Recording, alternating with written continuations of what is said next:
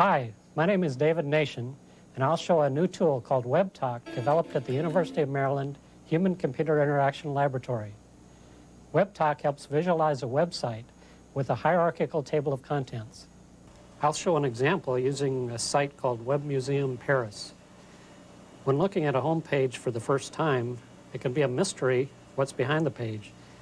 Is it a large or a small site? Does it only contain links to other sites? Is it just text, or are there sound or video files? It's not clear from looking at this page what the site's characteristics are. It could take a lot of time following multiple paths through the site to determine its composition. One common method of providing an overview and facilitating navigation in documents is to use a table of contents. The parser of WebTOC was used to automatically generate a table of contents for this site. The WebTOC viewer is a Java applet. It shows a table of contents in the frame on the left and the Web Museum page on the right. It shows all the top-level links. Additional levels of the hierarchy can be opened, and the user can click on any page to see it. WebTOC can also summarize the information below each link. Next to each link is a bar indicating the cumulative size of the files in the branch. Because the size can be very large, we use a logarithmic scale. This is 10,000 bytes. This is 1 million. This shows me this is a fairly large site. A big shadow under the bar indicates a large number of items in that branch. The legend shows that colors are used to represent the types of files on the site. Blue to represent text files, green for images, and pink for audio. The position and size of the bars can be controlled by dragging that portion of the legend to uncover the text labels. Right away, we can see that 2 of the links contain large amounts of audio material, while the others contain mostly images, which we might guess are pictures of artworks. And the last one contains data of an unusual type. Clicking on a bar opens that branch. Individual files are represented by a single line using the same colors. Clicking on the area to the left of the level of the hierarchy removes the labels. This allows for a more compact representation. Taking out all labels and expanding gives us an overview of all the files.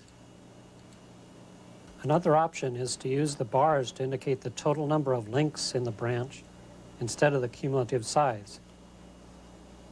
All of this information can help users decide which path to follow. One possible choice is to look for the largest item. In this case, it's the What's New section. If we look at the web page, all the names are in a list. On the WebTOC page, we see that most of them are about the same size, except a few are much larger. Remember, this is a logarithmic scale. The shadow below the bar confirms that there are a lot of items in that branch. We can also search the table of contents. Say we were interested in still life paintings. Searching for the string still in the table of contents will open up the hierarchy to the items containing that string, keeping the context of the hierarchy. Let's look at another example. This is the Variety Stage collection from the Library of Congress.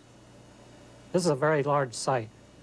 Its total size is 1.5 gigabytes. Some of the larger branches are the motion pictures and the subject listing.